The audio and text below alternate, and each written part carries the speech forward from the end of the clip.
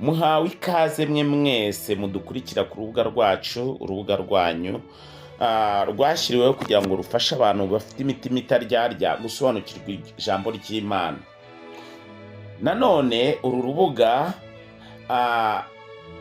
rwifashishije impanuro Yesu yatanze ashaka kubwira abayuda icyo bagombaga gukora kugira ngo babashe kugirana nawe ubumwe cyangwa se bagirane n'Imana, cyane ko Yesu yabonaga ko umuti rukumbi washobora kugeza ku bantu ku byasezeranijwe ari ukubasha gusobanukirwa bakashobora kwiyunga n'Imana. Yabivuze mu magambo ye aboneka muri Yohana ibice 8 umurongo wa 32, ngo namwe muzamenya ukuri kandi ukuri niko kuzababatura. Uyu munsi rero Kubaturwa TV ibazaniye iki? Ibazaniye inyigisho z'amadini zihabanye n'ukuri Bibiliya yigisha. Inyigisho z'amadini zihabanye n'ukuri Bibiliya yigisha. Ni mucyo twese hamwe turambure Bibiliya zacu duhurire mu rwa 2 rw'Abakorinto ibice 11 umurongo waho wa 3 n'uwa 4. Haranditswe ngo: ariko ndatinya yuko nk'uko yanzoka yohesheje Eva uburyarya bwayo, ko ari nako intekerezo zanyu zayobya mukareka gutungana no kubonera bya Kristo. Kuko iyo haje umuntu babwira Yesu wundi tutababwiye, mukakira undi mwuka mutakiriye mbere, cyangwa ubundi butumwa mutemeye, mumwihanganira mubikunze, ariko nje ko mutanyihanganira. Uko bigaragara mu kinyejana cya mbere hariho ikibazo kijyaniranye n'inyigisho nzima, kuko uko nkurikije inyandiko Pawulo agaragaza ko harimo ubuyobe bwari bushingiye mu kwigisha ibihabanye n'uko ijambo ry'Imana riri. Ni mucyo turebere hamwe inyigisho z'amadini uburyo zihabanye n'ukuri Bibiliya yigisha. Ni mu buryo ki? Amadini menshi ahamya ko Yesu Kristo ari Imana. Ariko se ibyanditswe bivuga iki ku bijyaniranye na Yesu Kristo? Nusoma muri Yohana ibice 17 umurongo wa 3 dusoma ngo: ubu nibwo bugingo buhoraho, ko bakumenya ko ari we Imana y'ukuri yonyine, bakamenya n'uwo watumye ari we Yesu Kristo. Nanone ijambo ry'Imana Bibiliya ritubwira ko Yesu Kristo ari umuhuza w'Imana n'abantu. Tubisanga he? Tubisanga muri Timoteyo wa mbere ibice 2 umurongo waho wa 5. Haranditswe ngo: kuko hariho Imana imwe kandi hariho umuhuza umwe w'Imana n'abantu, nawe ni umuntu, ari we Yesu Kristo. Ni mucyo tuze turebere hamwe uburyo ki amadini yagiye yigisha ibihabanye n'ukuri kw'ijambo ry'Imana, n'ukuri kw'ijambo ry'Imana. Turaza kurebera hamwe inkomoko ya Yesu yakomotse mbere yuko aza hano ku isi. Yesu usanzwe yari asanzwe ariho. Nanone turaza kurebera hamwe uburyo ki Bibiliya ivuga Imana nyirizina n'ubuhangange bwayo, yo soko y'ibiriho byose. Turaza no kurebera hamwe buryo ki abantu bagiye bagoreka ibyanditswe bagaragaza ibijyaniranye n'inyigisho zishingiye ku marangamutima yabo. Yesu Kristo inkomoko ye. Ibyanditswe byera bivuga ko Yesu Kristo yaremwe n'Imana. Mbere yuko aza hano ku isi yari asanzwe ariho, ari ikiremwa cyaremwe n'Imana. Ibyo tubisanga mu Bakolosayi igice cya mbere umurongo wa 14 na 15. Haranditswe ngo: ni wowe waducunguje amaraso ye ngo tubone kubabarirwa ibyaha byacu. Ni nawe shusho y'Imana itaboneka, n'imfura mu byaremwe byose. Nanone Yohana yerekwa ari ku kirwa cy'Ipatimo yabonye Yesu Kristo nk'inkomoko y'ibyaremwe byose. Tubisanga mu Byahishuwe ibice 3 umurongo wa 14. Haranditswe ngo, wandikire marayika w'itorero ry'i Laodikiya uti, uwiyita Amen, umugabo wo guhamya kandi ukiranuka w'ukuri, inkomoko y'iby'Imana yaremye, aravuga aya magambo ati.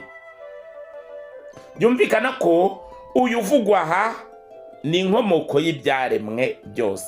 Nanone nubona nusuzumira hamwe mu Bakolosayi igice kimwe umurongo wa 17 haranditswe ngo, yabanjirije byose kandi byose bibeshwaho nawe. Reka twifashishe ubuhinduzi bw'izindi Bibiliya zitandukanye twumve, ese haba hariho Imana na Yesu? Reka turebe itandukaniro, niba koko hariho Imana nyirizina hakabaho na Yesu. Ijambo ry'Imana ari ryo Bibiliya rigaragaza ko hariho Imana imwe. Reka twifashishe Bibiliya Katolika cyangwa se Bibiliya yitwa New Jerusalem Bible. Mu Gutegeka kwa kabiri muri iyo Bibiliya ibice 6 umurongo waho wa 4 haranditswe ngo, tega amatwi Isirayeli, yawe Imana yacu niwe yawe wenyine. Nanone reka dukoreshe Bibiliya ntagatifu iyikoreshwa, nabwo twumve icyo Imana yavuze. Mu gitabo Ivugurura Amategeko ibice 6 umurongo waho wa 4 haranditswe ngo, Isirayeli tega amatwi, Uhoraho Imana yacu niwe Nyagasani wenyine. Nanone reka duhuze icyo Bibiliya yera cyangwa se Bibiliya yera nayo ibivugaho. Mu Gutegeka kwa kabiri ibice 6 umurongo waho wa 4 haranditswe ngo, umva wa bwoko bw'Abisirayeli we, Uwiteka Imana yacu niwe Uwiteka wenyine. Ni mucyo turebere hamwe noneho uyu Uwiteka uvugwa cyangwa se uyu yawe uvuga, ese yabahuriye he na Yesu? Ese barangana nk'uko inyigisho z'amadini zigenda zibihamya? Umugaragu w'Imana Pawulo yaje kugaragaza ubwiru bukomeye bw'Imana ubwo yakoreshaga amagambo aboneka mu Bagalatiya ibice 3 umurongo waho wa 20. Nawe ubwe yahamije ko Yesu Kristo ari umuhuza w'Imana n'abantu. Haranditswe ngo mu Bagalatiya ibice 3 umurongo wa 20 dusoma ngo, icyakora uwo muhuza si uw'umwe, nyamara Imana ni imwe. Inshuro nyinshi ibyanditswe byera bivuga ko hariho Imana imwe. Reka dusuzumwe zimwe mu nyandiko zigaragaza ko cyangwa se zihamya ko hariho Imana imwe. Umuhanuzi Yesaya yabaye cyangwa se niwe nifashishe kugira ngo ngaragaze ubwiru bukomeye bw'Imana, ubugaragaza ko Imana ari imwe. Muri Yesaya ibice 42 umurongo w'8 haranditswe ngo, ndi Uwiteka niryo zina ryanjye, icyubahiro cyanjye sinzagiha ibishushanyo bibajwe. Nanone Imana yihanangirije Abisirayeli ibibutsa ko batari bakwiriye kuyitiranya cyangwa se kuyisenga hagize ikindi kintu cyifashishwa mu bijyaniranye no gusenga, ko Imana itari ikwiriye kwitiranywa. Yabivuze mu magambo yayo aboneka mu gitabo cyo mu Kuva kiri mu ijambo ry'Imana ari ryo Bibiliya, mu Kuva ibice 20 umurongo wa 2 ndetse no wa 3 haranditswe ngo, ndi Uwiteka Imana yawe yagukuye mu gihugu cya Egiputa, mu nzu y'uburetwa. Ntukagire izindi mana mu maso yanjye. Ikibazo nabaza abakurikira cyangwa se abakurikira iyi channel ku Baturwa TV, niba ibyanditswe byera byose bigaragaza ko hariho Imana imwe, ni hehe hakomotse inyigisho igaragaza ko hariho ibice bigize Imana bihurira hamwe bikabyara Imana imwe? Bakunze kwita inyigisho y'ubutatu. Inkomoko yabyo ni iyihe? Inyigisho y'ubutatu igaragaza ko hariho Imana imwe ikubiyemo Imana cyangwa se abapersona batatu: Imana Data, Imana Mwana n'Imana Umwuka Wera. Ese iyo nyigisho inkomoko yayo yakomotse? Tuzabireba. Nanone nk'uko abahanuzi benshi bahurijwe ku bumwe cyangwa se ku bubasha bw'Imana budasanzwe, urugero nka Yesaya n'abandi, ni mucyo turebere hamwe icyo abo bahanuzi bagiye bahamya. Yesaya yagaragaje ko Uwiteka nta yindi Mana bahwanye. Turabisanga muri Yesaya ibice 45 umurongo waho wa 5, haranditswe ngo: ninjye Uwiteka, nta yindi Mana ibaho itari njye. Nzabakenyeza nubwo utigeze kumenya. Nubwo abantu batazi Imana ubwayo ikomeje gukora umurimo wayo wo gusohoza ibyo isezeranye ibiremwa byayo, byo kwambika abantu cyangwa se kubakorera ibisabwa kugira ngo abantu barusheho kugubwa neza. Nanone umwanditsi wa Zaburi yunze mu by'abandi banditsi ba Bibiliya agira ati: kugira ngo bamenye yuko witwa Uwiteka, ko ari we wenyine usumba byose, utegeka isi yose. Turabisanga muri Zaburi ya 83 umurongo wa 19. Ibyanditswe bihamya ko Yesu ari ikiremwa cyihariye, ko Yesu atandukanye n'ibiremwa abantu uburyo baremwemo. Yesu yaremewe mu ijuru, ni ikiremwa cyaremetswe, kiremwa na Data wa twese wo mu ijuru. Tubihamirizwa n'iki? Ijambo ry'Imana ari ryo Bibiliya ribigaragaza mu Bakolosayi igice cyaho cya mbere umurongo wa 14 n'uwa 15, turasimbuka uwa 17. Haranditswe ngo: niwe waducunguje amaraso ye ngo tubone kubabarirwa ibyaha byacu. Niwe shusho y'Imana itaboneka, n'imfura mu byaremwe byose. 17. Yabanjirije byose kandi byose bibeshwaho nawe. Byumvikana ko Yesu nimba ari ikiremwa, ntago byabihuje n'ubwenge gufata ikiremwa ngo kihuze n'uwakiremye ngo bisanishe. Ubuzima bwa Yesu Kristo hano ku isi, tumaze kubona ko Yesu mbere ya byose yabanjije ubuzima bwe mu ijuru. Reka turebe uburyo ki n'intego yari imuzanye yageze hano ku isi. Intego yazanye hano Yesu ku isi yari iyo gucungura abantu kubw'urukundo Imana yakundaga bari mu isi. Tubikura he? Muri Yohana ibice 3 umurongo wa 16 haranditswe ngo: kuko Imana yakunze abari mu isi cyane, byatumye itanga umwana wayo w'ikinege, kugira ngo umwizera wese atarimbuka, ahubwo ahabwe ubugingo buhoraho. Ni muri urwo rwego Imana yimuye ubuzima bwa Yesu wari usanzwe ari ikiremwa cy'umwuka ari mu ijuru, ibwimurira mu nda y'umwari Mariya wari warasabwe na Yosefu. Tubikura he? Muri Matayo igice cyaho cya mbere umurongo wa 18 kugera 25 haranditswe ngo: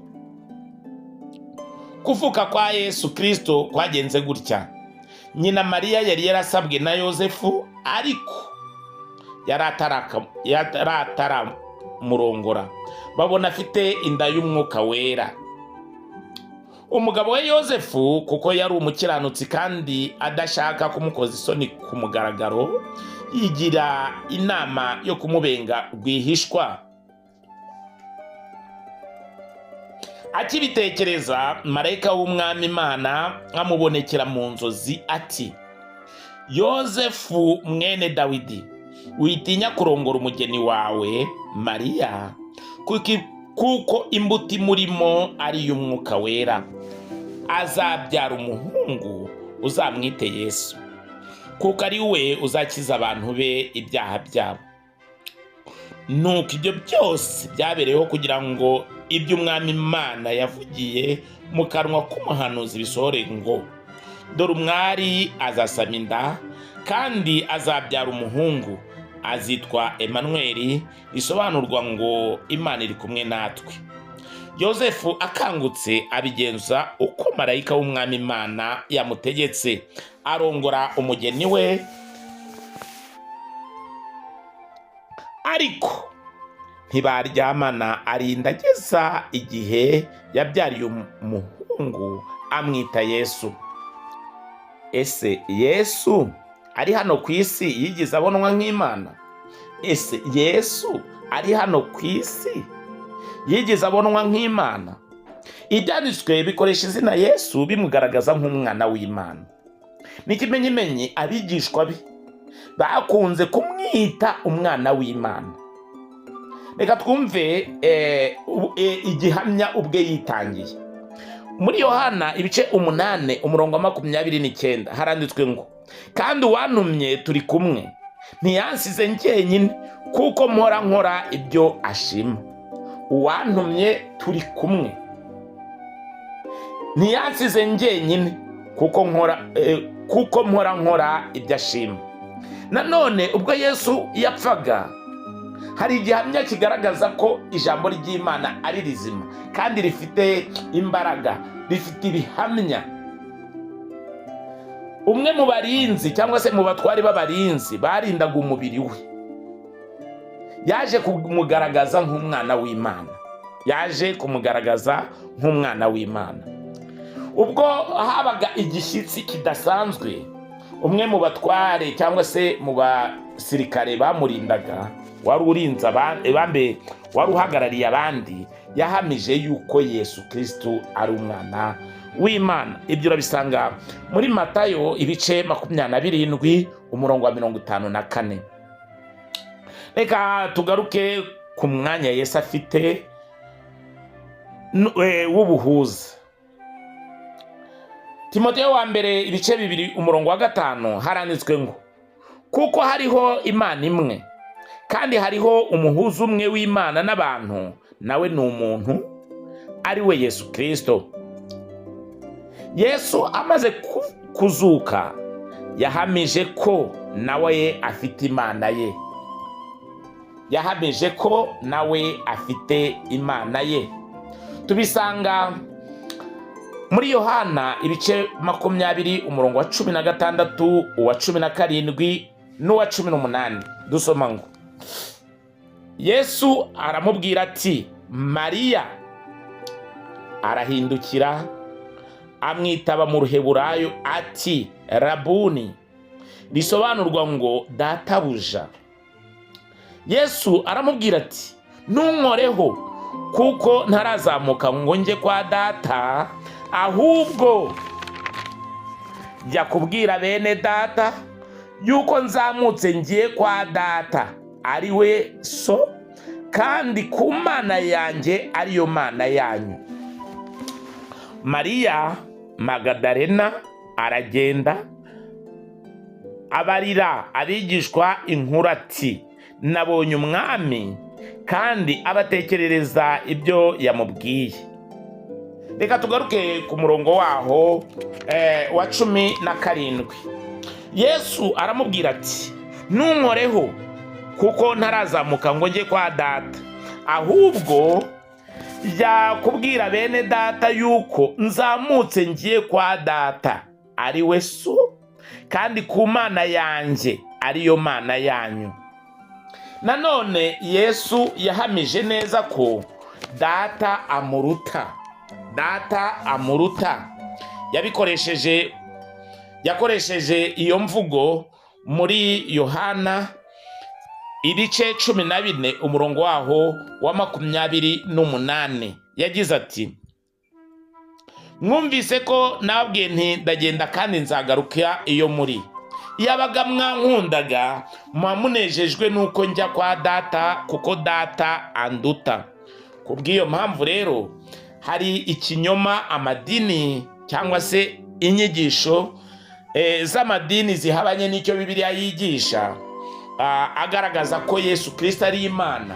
Tumaze kubona ko Yesu Kristo atari Imana.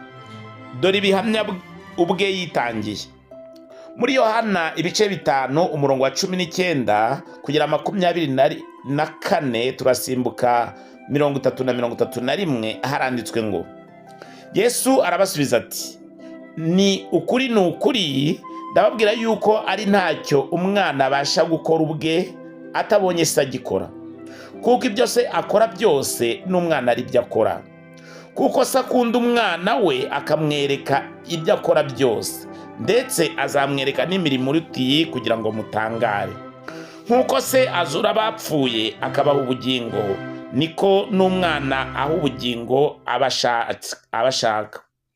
Kuko nta n'umwe data aciraho iteka, ahubwo yabihaye umwana ngo abe ari we uca amateka yose, kugira ngo abantu bose bubahe umwana nk'uko bubaha se.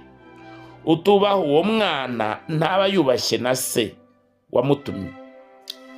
Ni ukuri ndababwira yuko uwumva ijambo ryanjye akizera uwantumye aba afite ubugingo buhoraho, kandi ntazacirwaho iteka, ahubwo aba avuye mu rupfu ageze mu bugingo.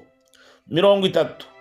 Ntacyo mbasha gukora ubwanjye, ahubwo uko numvise niko nsha amateka, kandi ayo nsha n'ay'ukuri, kuko nakurikiza ibyo nkunda ubwanjye, ahubwo nkurikiza ibyo yantumye ikunda.